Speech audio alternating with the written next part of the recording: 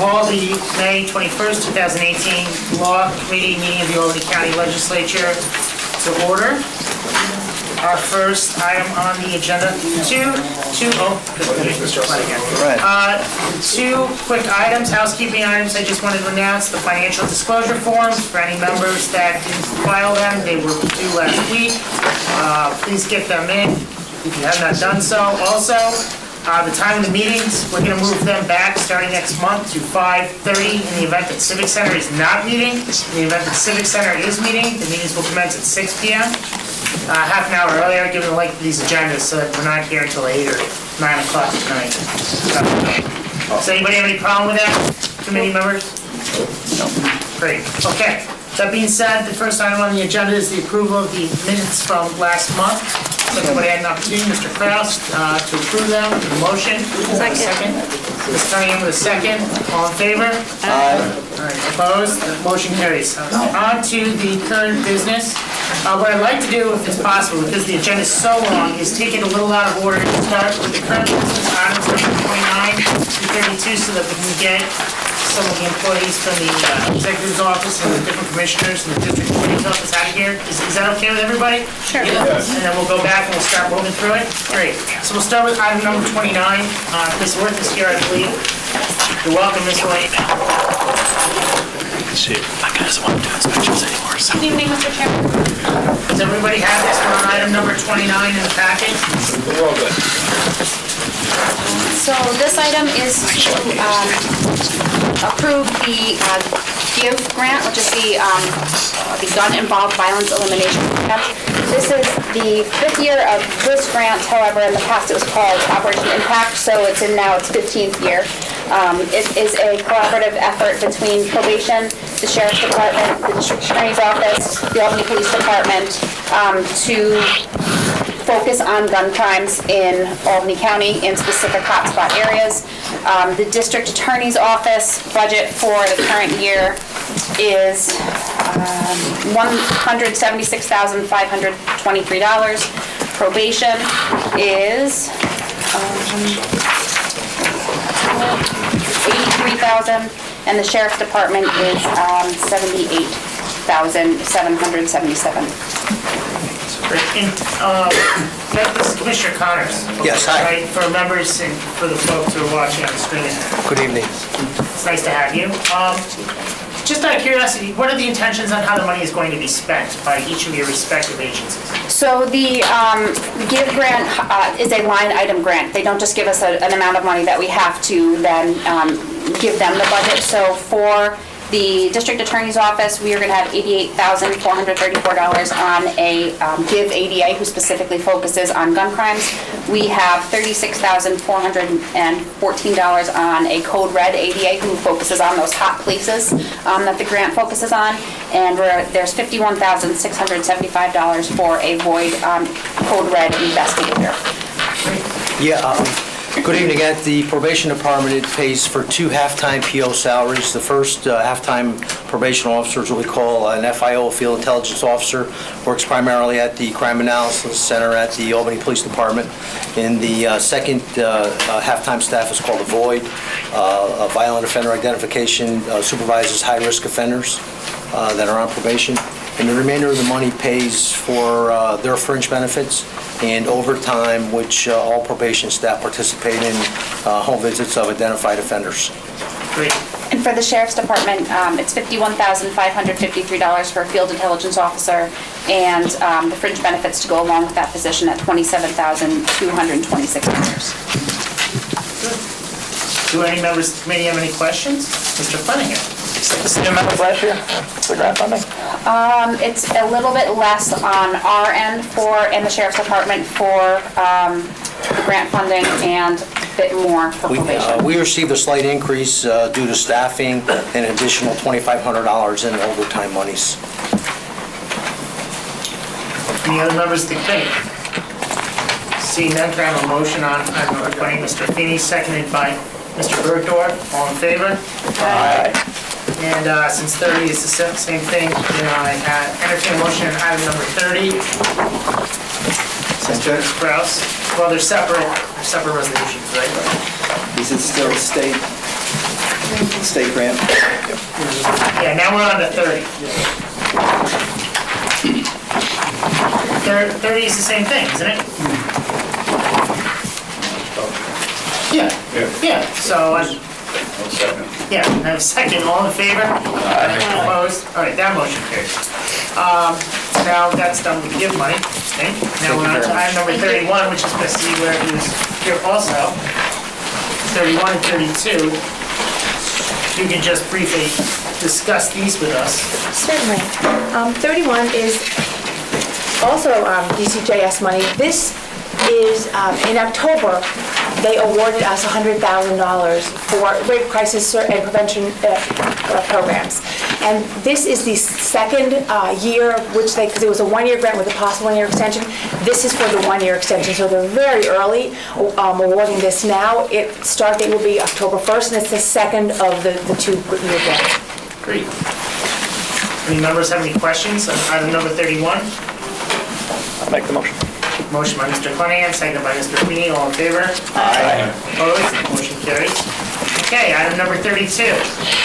This is money that we get through NISCAS, the New York State Coalition Against Sexual Assault. It's a small amount, it's just around $7,000, but this particularly goes toward our serving those immigrants and refugees in Albany County. There's a large population who have experienced trauma either in their home country while in refugee status, and then they're often vulnerable population in our county. So this pays for translation and one of our caseworkers and one of our clinicians to provide services to folks. The Afghani community is actually one of the biggest communities that we're serving right now, and it's wonderful that we're able to do it because it's hard sometimes for folks to get services. Great. Mr. Chairman. Yes, Mr. Kraus. Yes, I'm noticing under the term length of funding, it's 11 months from 7/1/17 to May 31st of 18? I apologize, it should be 7/1/18 through May 31st, 19. I apologize for my error. Okay, great. And it's all federal, right? Yes, it's 100% federal funding. Thank you. Mr. Cunningham. I don't have a question, but I was remiss last month in not congratulating you for another excellent Take Back the Night event. Oh, thank you. It was very, very popular. We had outstanding representation from all the colleges, and we were very excited about it. But thank you so much. Excellent. All right, can I have a motion on item number 32? So moved. Cunningham, seconded by Mr. Cunningham, all in favor? Aye. Opposed? That motion carries. Great. Thank you so much for coming. Thank you very much. Okay, now we'll jump to the front again. Item number 1, resolution number 79. Mr. Signoracci is here. Did you want to discuss At this? the table, I just gave some updated resolution and language to counselors, so I'm going to table resolution number 79 so we can get everything coupled together and on the agenda again for next month. Yeah, I just want to ask a question. Yes. So the language in the resolution that refers to nursing home facility, or it's called Albany County Residential Healthcare Facility, are we talking all about the same thing? Wrong number. You're going to have to wait on that. We're on item number 1. Oh, I'm sorry, so it's not the new thing. Oh, I'm sorry, yeah, sorry.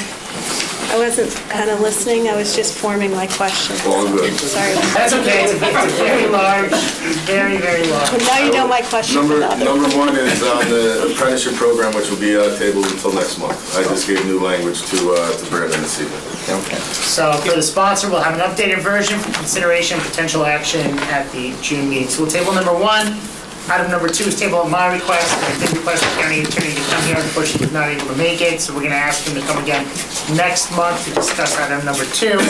Item number 3, amending the rules of order on elder care. Ms. Willingham, thank you for joining us. Thank you for having me. All right, this is what I'm trying to do here. I'm trying to change the special committee on elder care to a standing committee. And just to give you a little bit of background, right now there are 67,000 seniors, people that are over 60 years old in Albany County, and that's over 60. When I worked for the retirement system, we started at age 50 preparing people for retirement.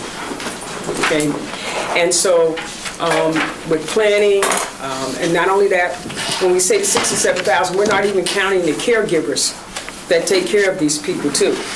And so the mission of Albany County Department for Aging is to provide high-quality support services to senior citizens and their families so that they can age in place and age at home. And the other thing is we also know by 2025 the senior population is going to grow by another 13% because the baby boomers will be aging out. And many of you around the table are part of that group right along with me. I believe that it's time that we consider the department, the aging department's need for a separate standing committee. And I noticed here, I know we had been discussing this for several months, Mr. Signorati had a similar proposal. He's now got on this one. They're separate and distinct, more or less. Not to put words in Ms. Willingham's mouth, but she is looking at policy and procedures at the nursing home for aging. What I was trying to do is to lump the bricks and the mortar, the buildings, the facilities, the actual hard structures together in mind. So that's where, and I'll explain that as soon as this young lady is finished. Does anybody have any questions for Ms. Willingham regarding this resolution? Mr. Cunningham and Ms. Cunningham. No question, could I be added? Yes, please have Mr. Cunningham as a sponsor, please have myself as a sponsor. Ms. Cunningham? Please add me also. This is, I think, a tremendously good idea for all the reasons that you identified. The question I was going to ask Ralph about his bill kind of pertains to this, and maybe this is kind of a dumb question, but and these are amending kind of old language. So there's a reference to Albany County residential healthcare facilities. Is that the nursing home, or is that different than the nursing home? That's the nursing home. Okay. Which, it's confusing because we still reference the nursing home elsewhere in, different places in the charter. At some point, we need to clean that up because it's confusing, and it dates back because the state used to call nursing homes residential healthcare facilities. They don't anymore.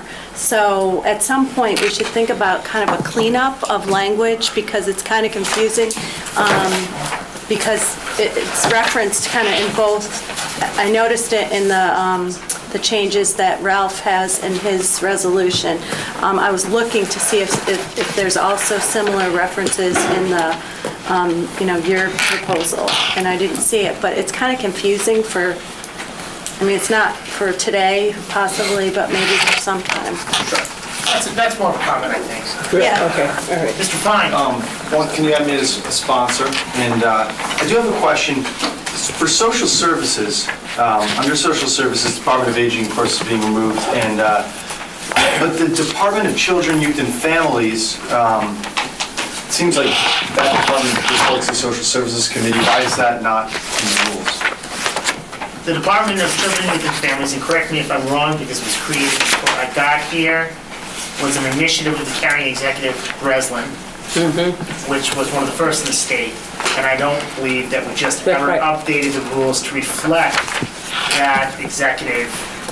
He sort of just created it, right? I mean, Gary, you were here. You're absolutely correct. Juana was here.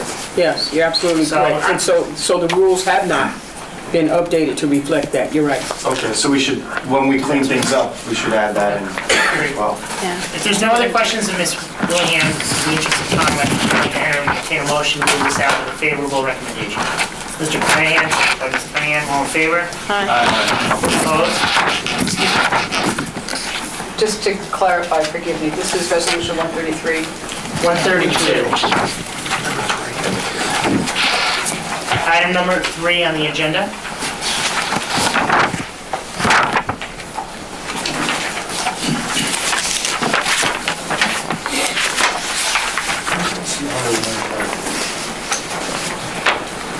Yeah, I'm in favor of the Elder Care Committee. I'm just concerned about changing the Public Works Committee. Yes, So that's this 130. is, yes. All right. Yeah, we're on 3. We're going to move over to that one in a bit. So, are you up then? favorable? Yes. Okay. Looks like that's unanimous. All right, thank you, Ms. Williams. Thank you. So now we're going to move on to item number 4. This is Mr. Signoracci's resolution number 133. Amendment. Yes, there's a handout everybody should have to reflect an updated resolution. Everybody has I don't think it? I made it down here, Mr. Chairman. Okay, Amanda, isn't that, why don't we pass this out? And then Mr. Signoracci can address this version.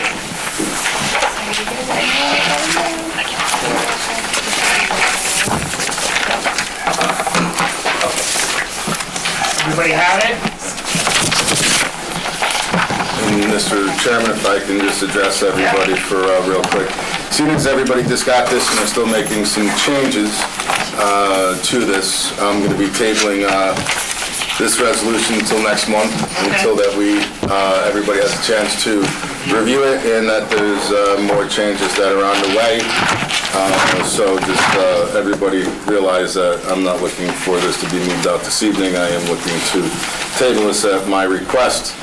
And if anybody has any questions, fire away, and I'll be more than happy to try to answer. Do members want to ask Mr. Signoracci some questions now? One question from Mr. Kraus. Yes, sir. Thank you, Mr. Chairman.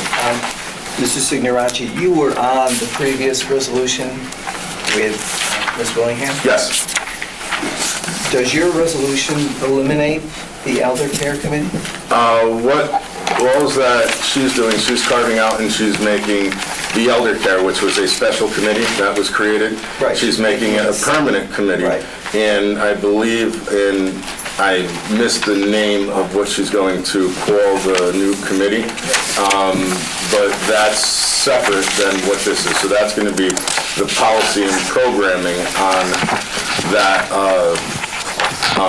for hers, and I'm co-sponsoring hers because when we were talking about it, it was, we're both trying to talk about different things, but trying to use the same vehicle, or at least the same committee, and it was just totally different what we're trying to do. It's a bit confusing, but I'll be interested in seeing your changes. So, and on hers is just going to be something along senior services or something, not putting words in the deputy chair's mouth, but she's going to have a new name where Elder Care is going to go, I believe, or possibly keep it Elder Care, but she's going to make it a permanent. My That's committee. what the resolution did, didn't it? That's correct. So mine is more or less on the bricks and the mortar of all of the county, trying to take and to put it into terms, building bridges and roads. All right. And kind of make accounting facilities on building bridges and roads, and have one committee that deals with that. Court facilities, which is another special committee, is being abolished.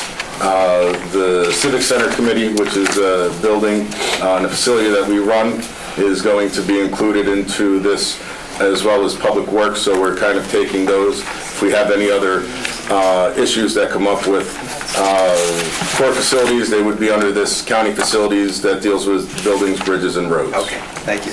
Great. So this is new, so everybody can take it home and digest it. Hopefully next month we'll have some more questions for you. Anything else? Otherwise, we'll table this and move on to that number 5. All right, number 5, Mr. Demolis, thank you for joining us. This is local law number B for 2018. Thank you, Mr. Chairman. In the interest of time, I'd just like to request to move this out favorably. Okay. Mr. Flanagan, did you have a question? I'll move. Second. Seconded by Mr. Bergdorf, did you have a question? I have a number of questions. A number of questions. See, I tried.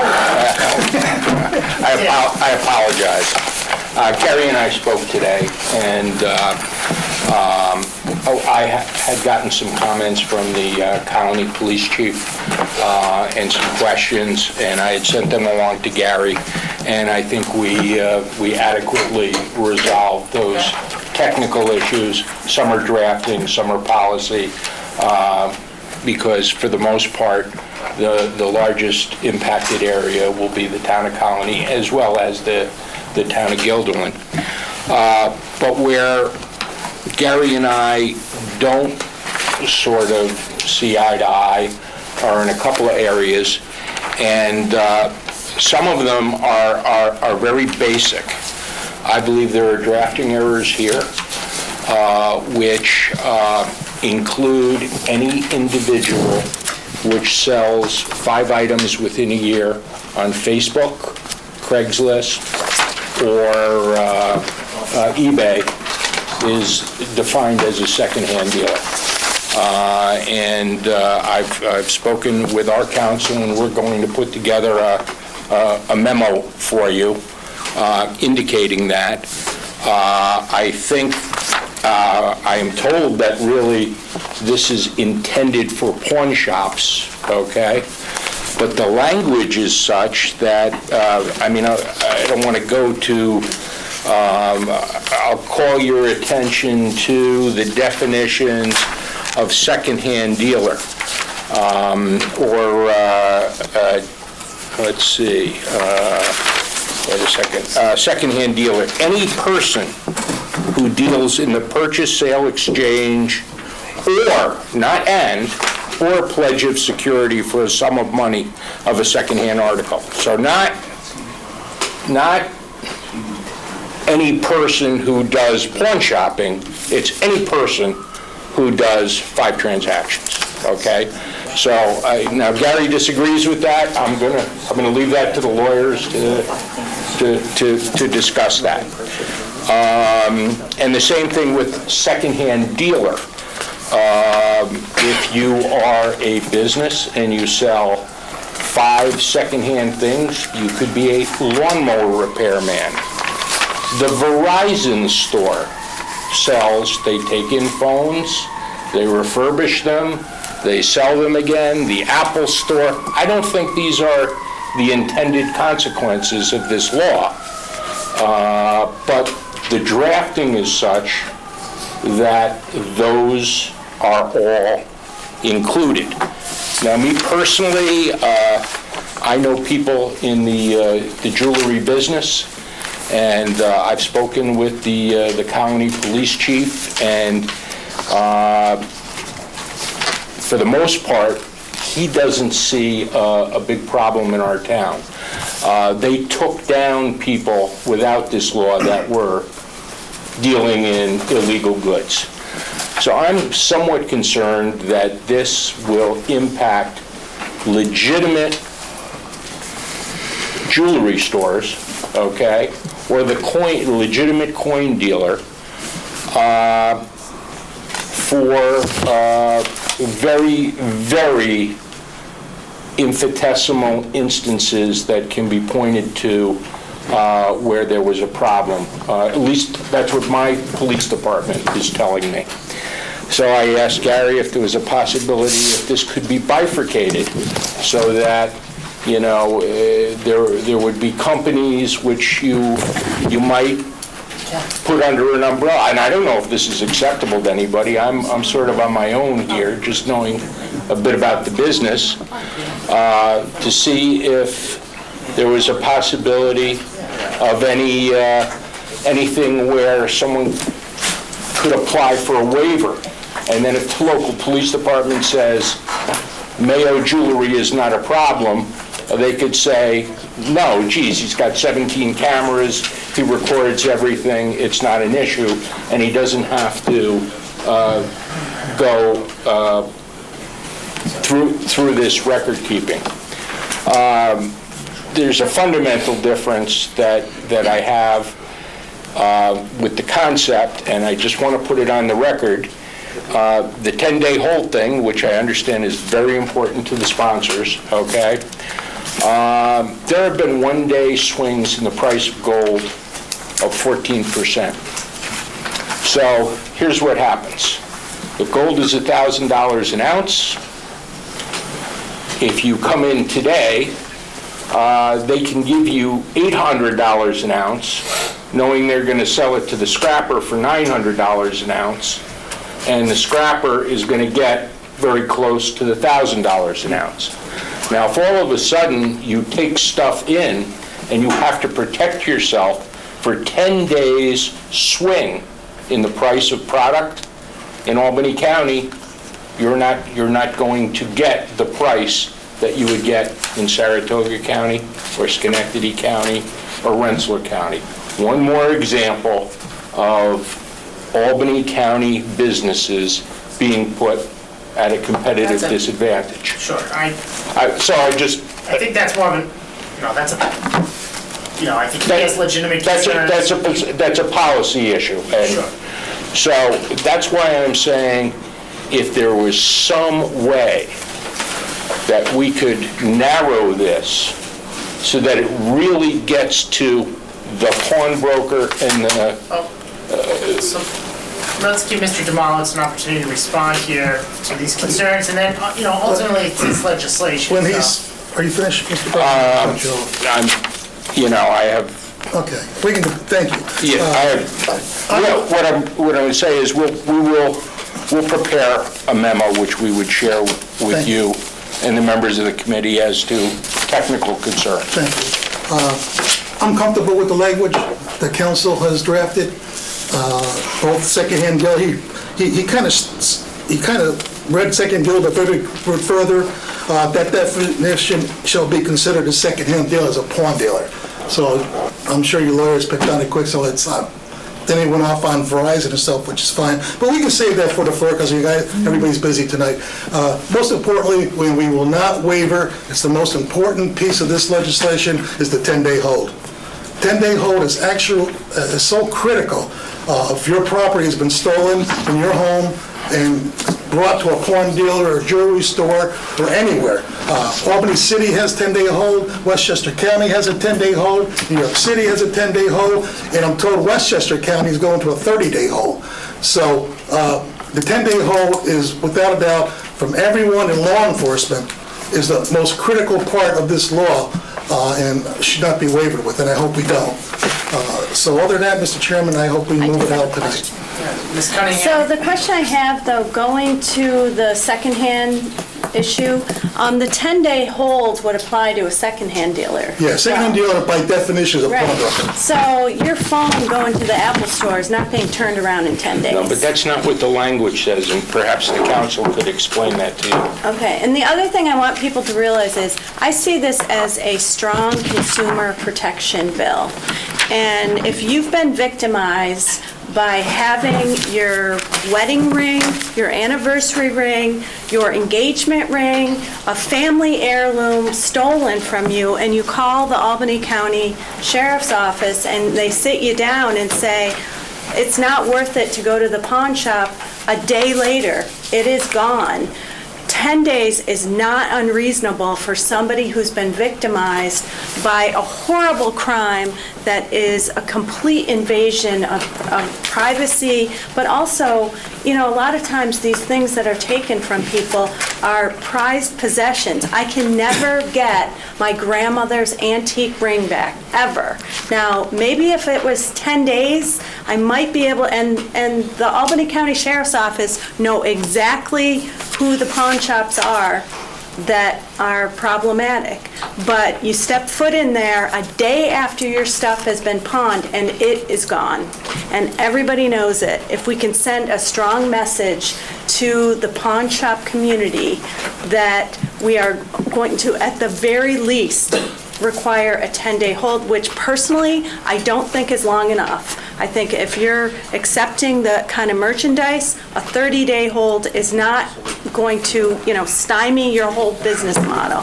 And I think it's critically important. If you've ever been victimized in this way, a 10-day hold is the least that we can offer you. And I think it's a strong consumer protection statement. Okay. Mr. Bergdorf? I understand the sentiment, and to a certain degree, I agree with it. However, I asked if we're really regulating pawn shops, why don't we put in the section of the law that licenses pawn shops and says, this applies to Pawn shops being facilities. said generically. Jewelry stores, more product is being sold now by these jewelry stores, and even people opening up in Colony Center with little kiosks trying to buy gold. So, it's not just a pawn. Jewelry stores are buying just as much gold now today than pawn shops. So we got to keep it together, and this is not coming from me. And the same as the coins. You heard the guys talk about the coins. Sheriff was adamant. I asked the sheriff again in 2012 about the coins. He says, Gary, you gotta keep it in, that's the first thing they go for. I called him again last month after the public hearing. Sheriff, what about the coins? I brought up the same people as 2012. And he says, Gary, it's gotta stay. He says, that's the first thing that they go for, and it's the first thing they're trying to, so it's gotta stay in. So that's why we didn't move on anything on the coin stuff like that. So, here's what I want to do. You know, you're here, you have an interest, it's your legislation, you want to move it out. Yeah, I should move it out That's favorably. your prerogative. I'm personally interested in seeing this memo that Mr. Bergdorf is going to prepare for the members. If you can provide that to us, we will get it out to the members of the committee.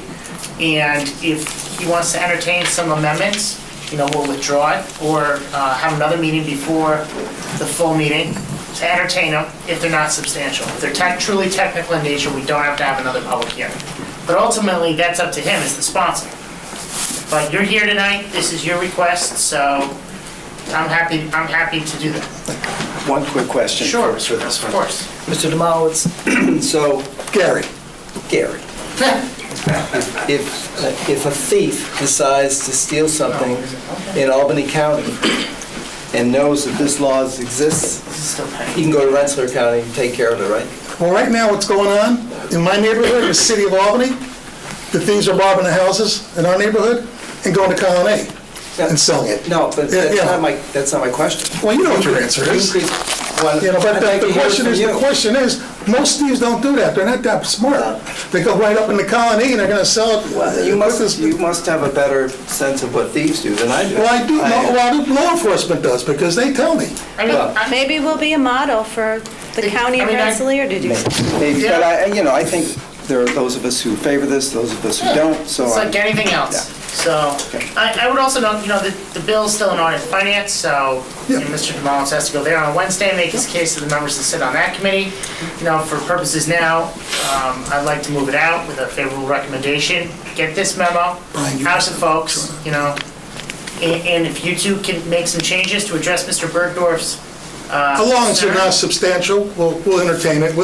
I'll certainly And I'm happy to have defer this to council on that before we do anything. Yes, 100%. Mr. Flanagan, did you have a question? If we're for motion, I'll make it, and I'd also like to be added. Great, okay, so Mr. Flanagan, we'll take a motion from him. Do I have a second? Second. Seconded by Ms. Cunningham, all in favor? Maybe raise your hands in case there's any no's. Are there any no's? Opposed. 2. And 1 abstention. So this is out, what was it, 5? Who are the yeses? 1, 2, 3, 1, 2, 3, 4, 5 yeses, 2 no's, 1 abstention. So it's out with a favorable. Thank you, everyone.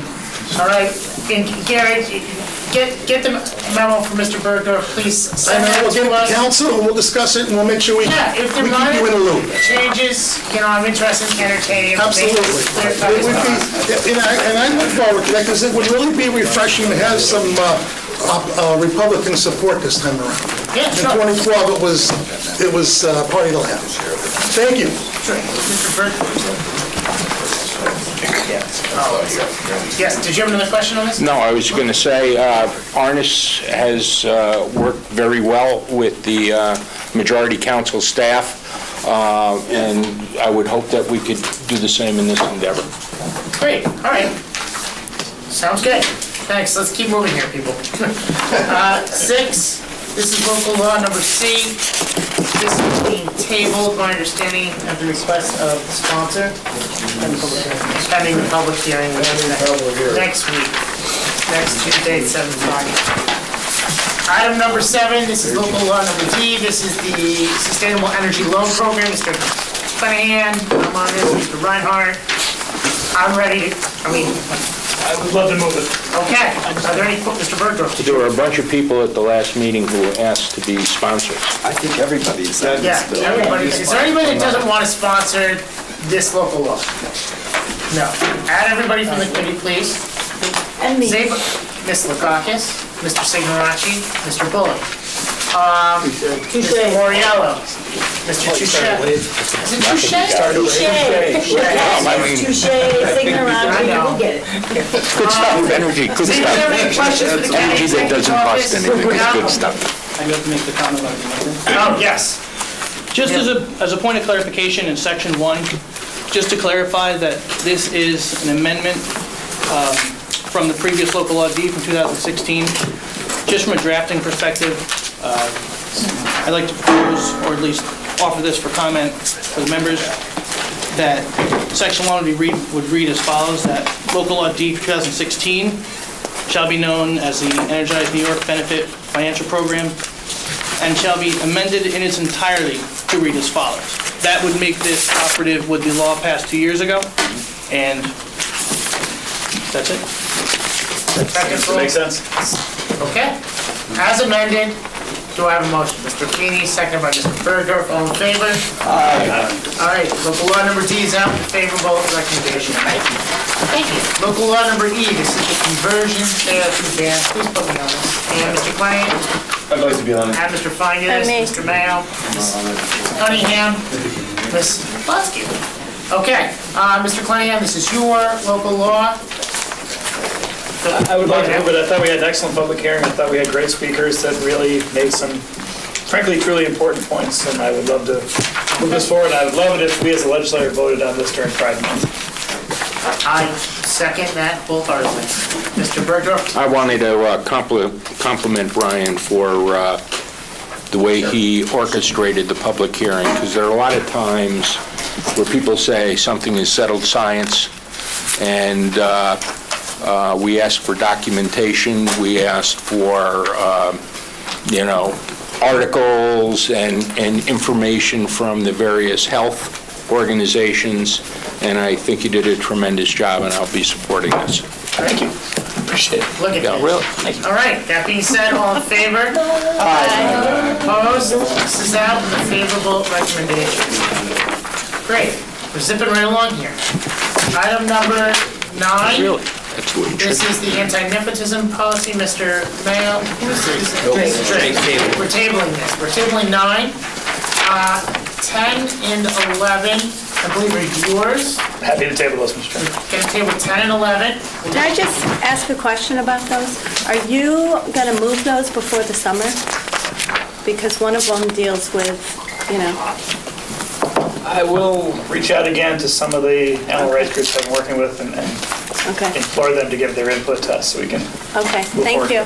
And I would like to be a sponsor of both of a co-sponsor of both of those. I believe you were actually when Yeah. we got pulled and then reintroduced and Right. take over, but thank you. So, thanks. So in light of that, we're also going to table then 12 and 13, which are the local laws. We're going to table number 14, number 15, right, Mr. Fine? Yes, 15, you're here? until after the public hearing. Until after the public hearing. Okay, we're now on to current business. We did 16, right? No, we did not, I'm sorry. This is the public hearing for resolution number 227, the public hearing on the County Fair Hotel Consumer Practices Law. Mr. Cunningham, I assume you want this. This is just a public hearing, right? Yes, I was just consulting with my colleague. Oh, yes. We're happy to table this for a month. You want to table it? Okay, well, we'll table the public hearing on this local law.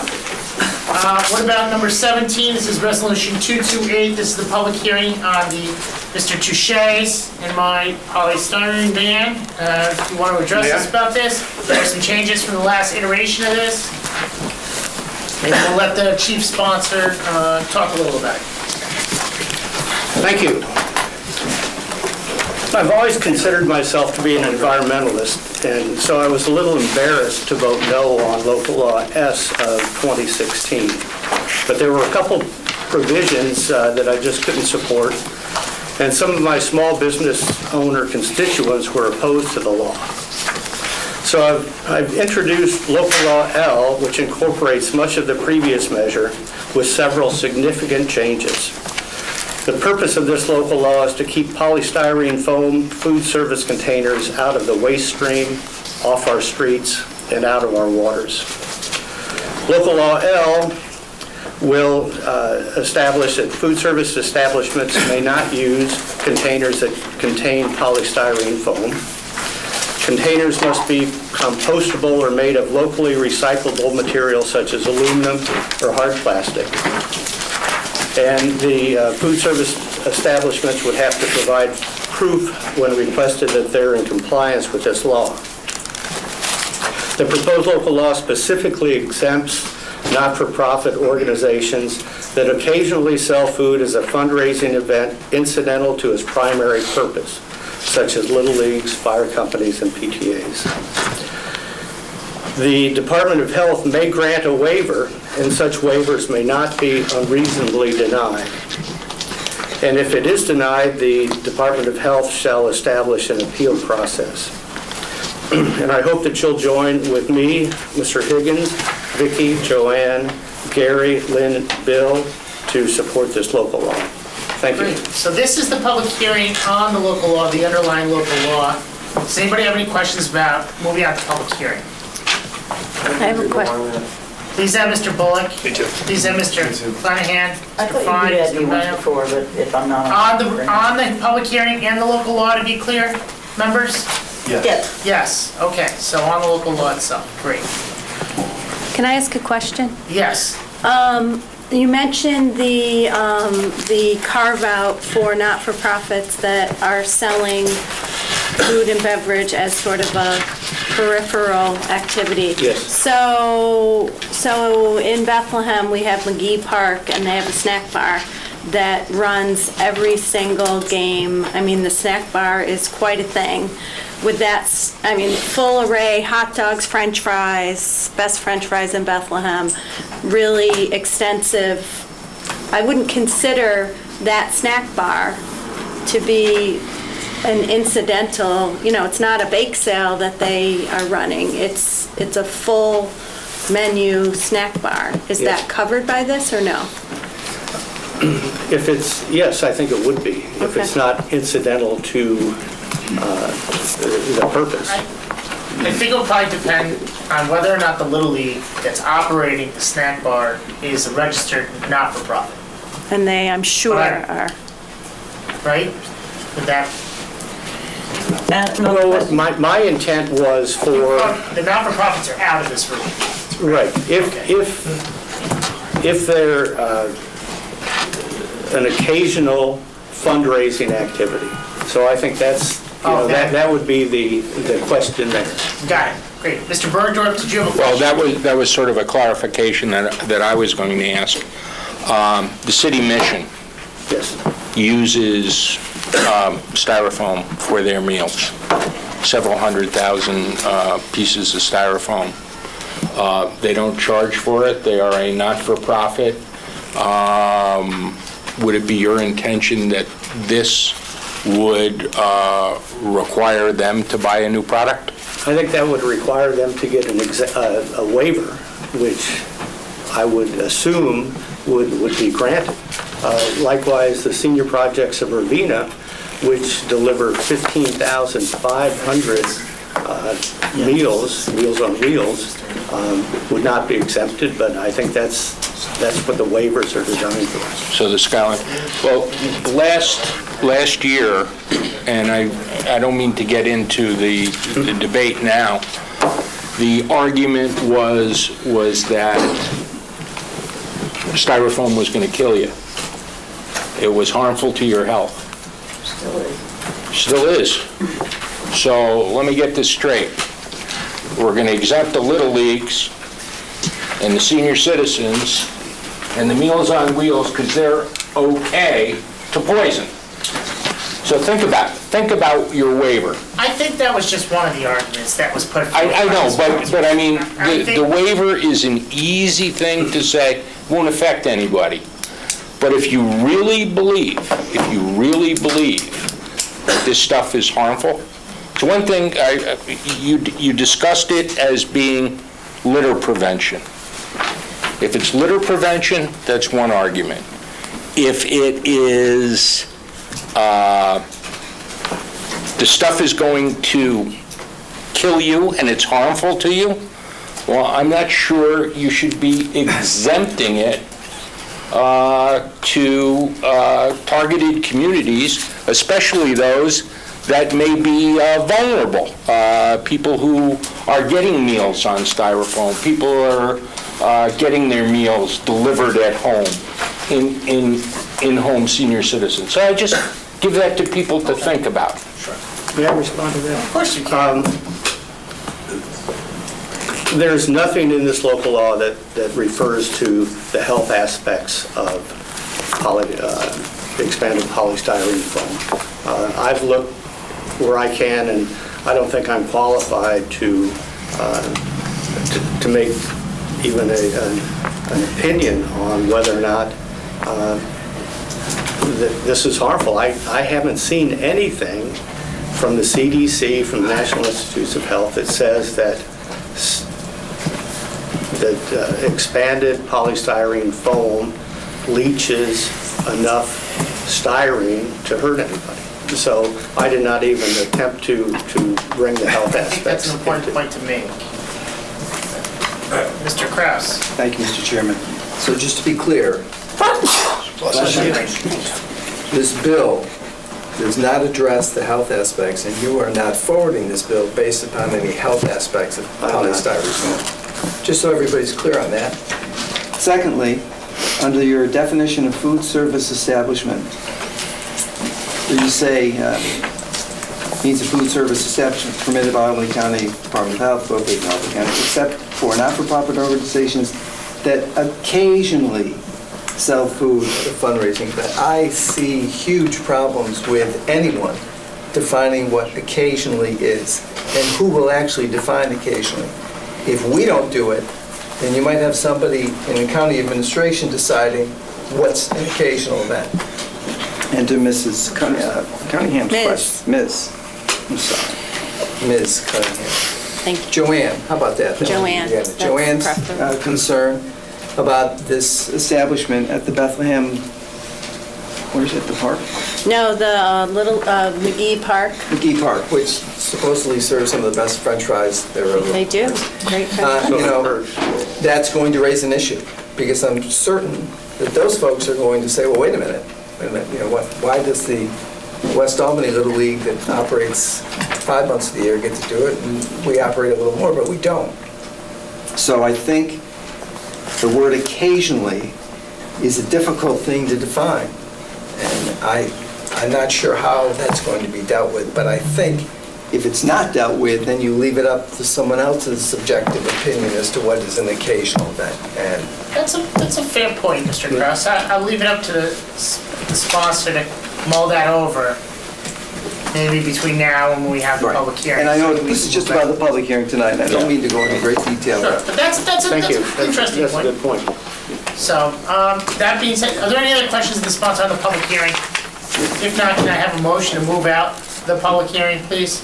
Ms. Cunningham, seconded by Ms. Plosky, all in favor? Aye. Opposed? All right, the motion carries. So we'll have the public hearing on this local law, assuming we can pass the public hearing at the end of June. Right? Okay. So this, oh, we need to amend the date. What is the date on the public hearing? May 29th. No? Tuesday, June 26th. Yes, okay, so, just going back, the public hearing will be on June 26th. Can I have a motion to move it as amended? Mr. Feeney, seconded by Mrs. Cunningham, all in favor? Aye. Okay. Item number 18, this is mine. This is the public hearing on my revised local law to amend the charter to downsize the size of the county legislature to 29 instead of 25. I have a previous iteration, I never moved out of committee to go down to 25, which is the Charter Revision Commission had requested. Mr. Kraus had a similar proposal, go from 31 to 29. I thought I could get more members to support this by sticking with 29, so I have put 29 in instead. This is the public hearing to do so. I would like to move it out. I'll entertain any questions on the public hearing, the local law. It's literally a very minor change, which has significant policy impacts. Sure. But the legislation itself, you know, is very minor.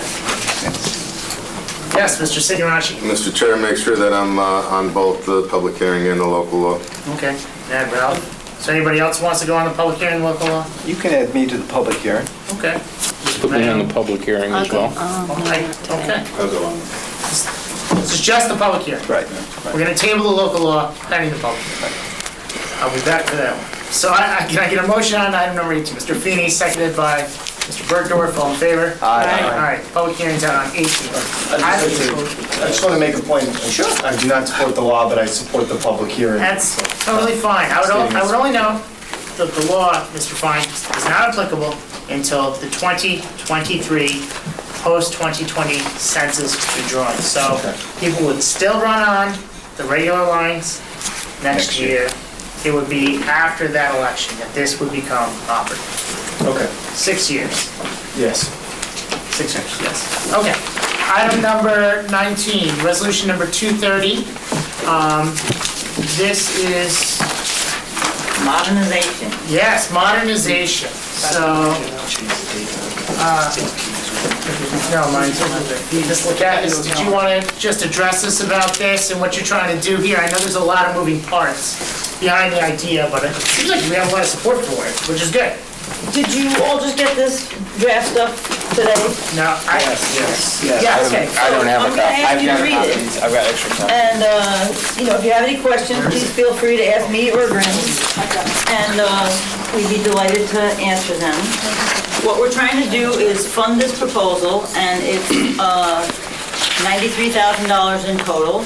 It's going to be $64,000 for the one-time Granicus thing, and then an annual fee of $29,000. And then the hard stuff is what, $33,000? Do that math in my head quick, I think that comes up. We decided to look at iPads instead of laptops, which we had originally been looking at. We had a lot of McCoy's staff people in our meeting group, so we do have a lot of input from the IT professionals that we already have at the county, and financing individuals that we already have at the county. We decided to put it together. I don't know, Tim, why did we decide to put it together? A few weeks ago. But why not separate? We originally were talking about having it be separate, and then we decided to stick it all together just to achieve it all at the same time. Yeah. And that's pretty much all I have to say about it. We would like to move forward, but I understand if you don't have enough information. So, Scout this. I guess, yeah, so we just got it. Now you're all scheduled. Link. So, I think I want to give the members some time to look at it. Just one question for me, the term of the agreement with the company that offers the services to Granicus? 3. It's 3 years? So that's good. So that was a question. It's a 3-year term. Yep. And then, would this be like a normal bid? Are we going out in a normal bid process? We, do this, or we just kind of pick they it up? already have a contract with Granicus for the part up to the... They're on state contract. Sean, okay, so Sean, can you address this? Yes, they're on state contract. What does that mean? That means that the state already collectively bid out for this kind of software system, so. So are we doing this properly? Yes. This is meeting all procurement requirements. This is something that is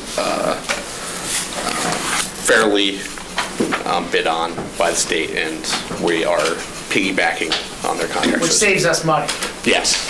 And we're extending the contract that already exists, so it's not like we're starting a fresh one from scratch, because the executive's office is having a Yes, we're using a smaller their software up to the piece. point where it passes to us, and then we would just be picking it up from there. Okay, Mr. Feeney has a question. What about the hardware? What about it? Is that connected with the state contract too, or are we? It is a different, so the Granicus is its own state contract.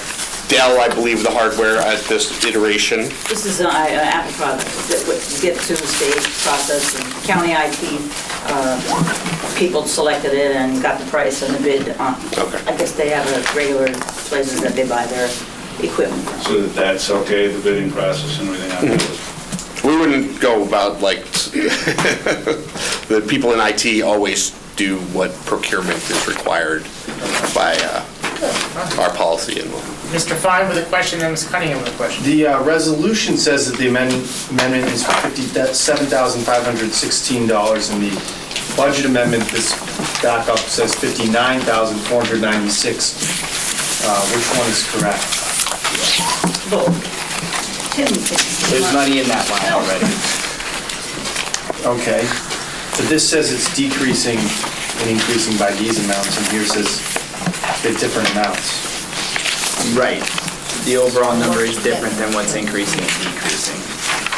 The overall expenditures, when you look at what's in the line already, and then you also add the increase and decrease there, it just shows that it's where that the new money is coming from.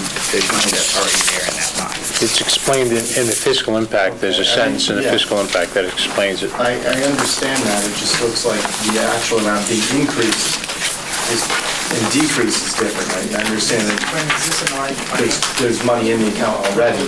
Yeah.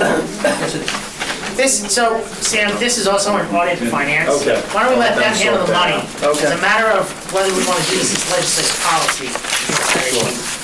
Well, I'll add that I think this is more reason why we need the software, because there could be some errors in maybe updated versions and stuff. The software would allow us to always have the most updated version at our fingertips. Okay, so there's a variety of different people on this. Is there anybody else who wants to go on item number 19? Mr. Fine, add him.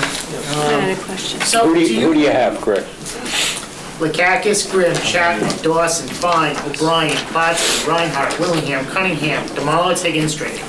Oh my. I have a question though. Bergdorf, Moriello. Moriello. Lenahan. Who gets 20? I don't know, Feeney, Touche. You might be pretty close now. I gotta get my cheerleader. Throw me on there, might as well. Signoracci. Signoracci, and he did. I have a question. I hope I have an answer, sorry. 5 more. Go ahead, Joanne. Okay, my question is, the software selection, I'm pretty familiar with Board Docs. In fact, way back in the day, I talked endlessly about Board Docs I know. because it is it's designed for structures like ours. I used it when I was on the school board, and its functionality is customized for governance entities such as the legislature with a committee structure, with, minutes, with legislation, policy. And I'm just wondering, it seems like the Granicus selection is more to sync up with the county execs program. And I would just offer the perspective that they may have a different functionality need than we do. Just wondered, are you really convinced about Granicus versus Board Docs? I really am. And, because they do a lot of governments, they showed us a lot of different places where, what I like about it is that, could you imagine if we didn't have to look at an old map? So whoever attaches the map in the court's office, by the time we're looking at it, it's the same map. It's not 1665 with copies and, with fuzzy areas. If it's an Excel spreadsheet or a PDF of an Excel spreadsheet, it stays that. It stays connected to the agenda item. So all you have to do is click on the agenda and all the materials, like this doesn't come 2 weeks later, or if somebody forgot it, it always stays attached to it. So no matter what, no matter where you go, it stays attached. When it becomes a bill, when it goes to a committee, it tells the whole story of it, it tells how Vicky voted on it. I can go to Vicky and find out how she voted the last 3 weeks. Doesn't Board Docs also do that? Yes, I think it did. But I also can know anything that she sponsored, and it's all like I think of it, actually, I wrote in the little report, it was like a spider web, but it's really like a hairball. So, just a quick question on the, Sean, just a quick question on the legality of it. Does the hardware and the software need to be severed for purposes of the contract, or can we go out to bid for both together? The same company will not provide, you can, You see what I'm saying? Yeah. Hardware is one thing, software is another thing, the way this is packaged together. right. Both are purchased under our rules legally, and so to speak. So, whatever hardware is decided is separate. We're voting on a bundle, and Right. that's okay. That's okay, yes. Okay. Yes. And here's another question, but this is more, I guess, for Lynn. Paul Devane, the official clerk of the legislature, what's his role? How's he going to interact with this system? Because he's the official, receiver of the records, so...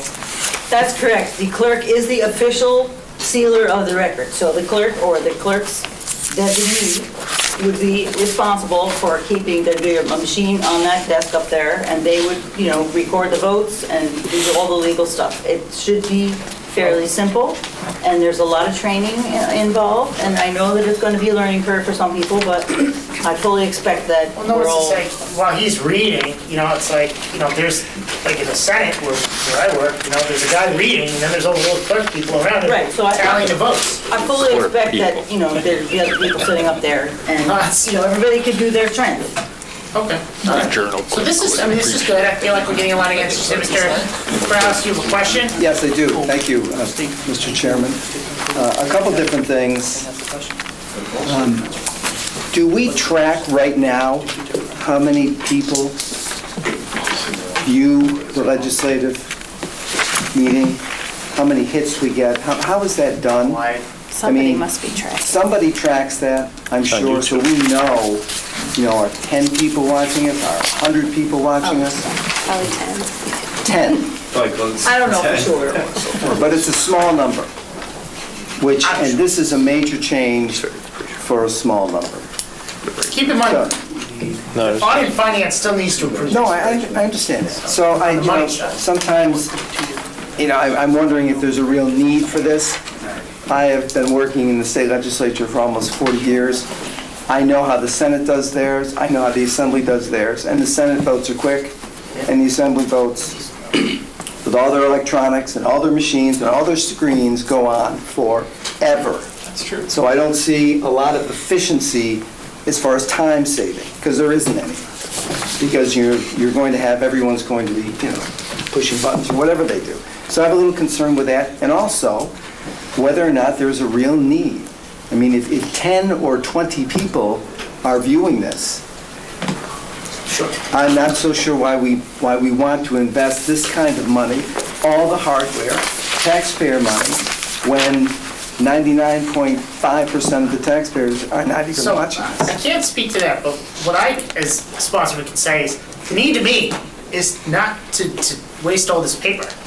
That, to me, is sufficient enough. Well, Mr. Chairman, That's my opinion. I don't disagree, but I think there's one thing we can all claim, and that with the advent of the internet and all the wonderful computer things, we have as much paper now as we ever did, because everybody's downloading all the paper into a copy to look at.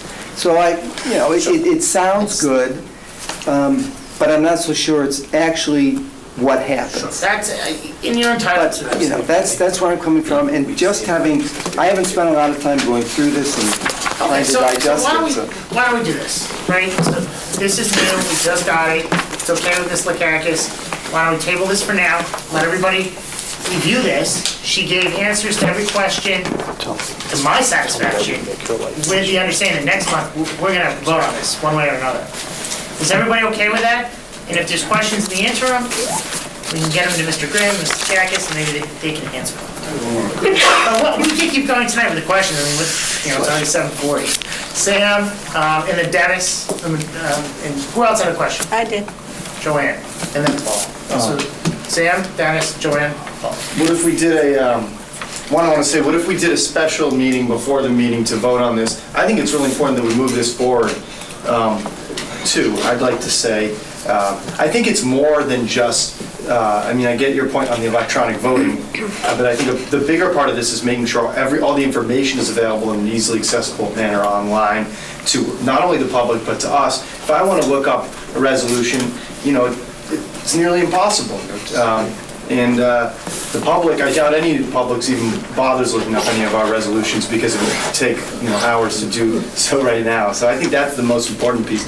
I think it's, you made an interesting point about the electronic voting that's worthy of a debate, although I do think ultimately it makes sense, but I think the bigger part is this.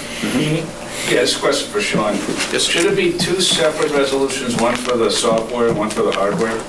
It doesn't have to be. No? You're implementing the policy, you're authorizing the purchase of the system as, two separate parts. It's fine like that. I think it's great. I think it brings us into the year 2000 with a bang, and it's 2018, so it's high time we moving to, a much more efficient, paperless, transparent kind of system. It's an embarrassment right now that, unless you know the month that something happened, you can't find it. The one thing I would say, and I just saw this in here because it seems to be an open question, if we're going to give legislators an iPad that will encourage us to look for things, to go paperless, we can't have it anchored to some storage here. People have to be able to take it home, download things. I mean, many of us do that at night. So, I mean, to have this work, and when I was on the school board, the iPad, you basically signed it out.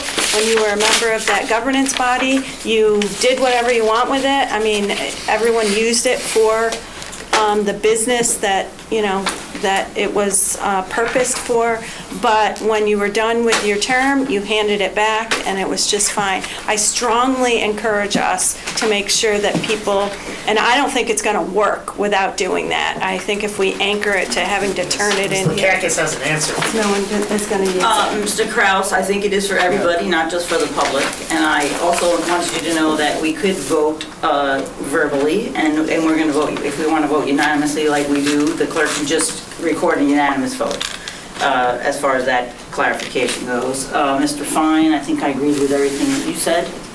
You didn't have any questions, did you? You want to move it forward? I had a question if we could have a special meeting before the All right, well, that's of no concern. June meeting to move it quicker once, give everyone time to see. What about Joanne's question? Joanne, I personally am so divided about this, but I will tell you this. You have a beautiful laptop right there, and I bet you're going to use that more than you're going to use a little iPad.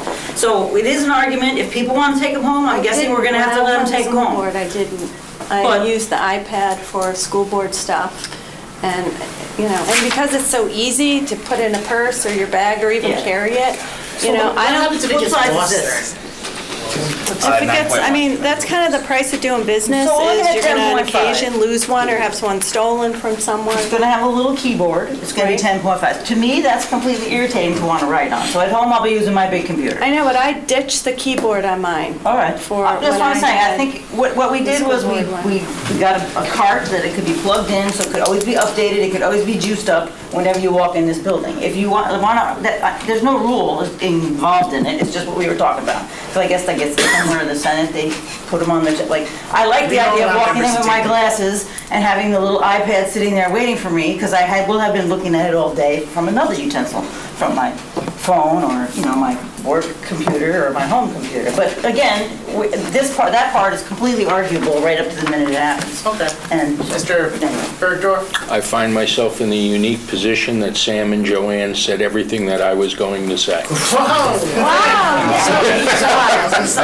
Mr. Brandon has a clarification for Sean about the... Yes, sir. the residents. Regarding the combination of the two state contracts, you're saying that we'd be able to move forward with this even though the hardware component doesn't list who the vendor is, what the terms are, what the price are? If you're authorizing the purchase, that's fine. That meets policy. Well, it's because it's already been cleared by the state through the procurement. Yeah, your procurement aspect of this has already been handled. All right, so why don't we do this? It's still an audit and finance. We'll table this for now. Let members review this. If audit and finance is satisfied with the money aspect of it and they move it out, I'll make a decision on whether to have another meeting right before the regular meeting to kick it out. Is that okay? But I want everybody to take a look at this and think about it, because that's a good point about whether we bring these home or not. Quite frankly, I haven't formed an opinion myself about that. Everybody okay with that plan? Yes. Does anybody have a better plan? I originally thought I would want to. Okay, then we'll table this, have my request now, and we'll for the sponsor. Is that okay with you, Lynn? Yes. Okay. I guess. So now we are on to 20. 20. This is Mr. Signoracci. 20. 21 is you, right? Yes, sir. 22 is Mr. Men. So these are all rules resolutions, right? Don't we have a rules committee now? Yeah, but I got 24 sponsors by the look at it on Resolution 233 about the cab making it. Oh, yes. So I would like to move that out if there's no questions. Anybody have a question? Favorable motion. I think this is a good idea. This is 233. Resolution number 20. 233. Item number 20, resolution 233. Jeez. Be happy to make the motion, and I'd like to be added. Me too. I would also like to be added. Anybody? I want to be added. Okay, anybody not want to be added? I'll be added. Can I have a motion? I'll second the motion. All right, 20's out. Okay, and then next month I'll be looking for the same support with posting of our rules to the website, but that's a whole other thing. Now, 234 is the rules, which I'm gonna table, but I just want to explain to everybody what this is. This is 21? Yeah, this is 21. Okay, we're going to table 21, but please tell us. So this is a rule change, so that currently, right now, we put in individual resolutions 10 days prior to a meeting. So what happens is they go in, have the individual exchange, winds up getting on the agenda 10 days later, which would be the next monthly meeting. Chairman winds up putting them into whatever committee that he wants. So then you wind up having another 2-3 weeks pass. So by the time it's all said and done, it's roughly about 45 days before you wind up having your legislation. Resolution, non-local law, because you have public hearings and all of that. What I am looking to do is to give legislators the option of submitting resolutions, individuals, on the same day that the RLA is being, that is the RLA process, which is 12 noon, 2 days after the legislative meeting, so it would have been last Wednesday, if I'm correct, that we could have put through individual resolutions on the RLA deadline, the option to, so that if I had an individual resolution and I put in last Wednesday, it could be on law or it can be here, or audit and finance, whatever committee, that month, and it can wind up getting out the door within 30 days. It is the option. Granted, some things need to be tweaked, and as I'm going back and forth with Brandon, it was one of the things, as much as the way that it was explained was changing the date, it's more or less giving the option to have, it's correct, it's being tabled, and I don't want to preclude that date 10 days before, because there are items that come up that our majority leader, minority leader, and/or chairman need to put on the agenda. This is just giving individuals that want to get their items out within 30 days the option to submit it with the RLA deadline, go through committee, and have it voted on that month. Yeah, I understand it. I sit in there and quite frankly, I agree with it. But, you know, we'll table it for now. Let Yes, everybody please. look at it.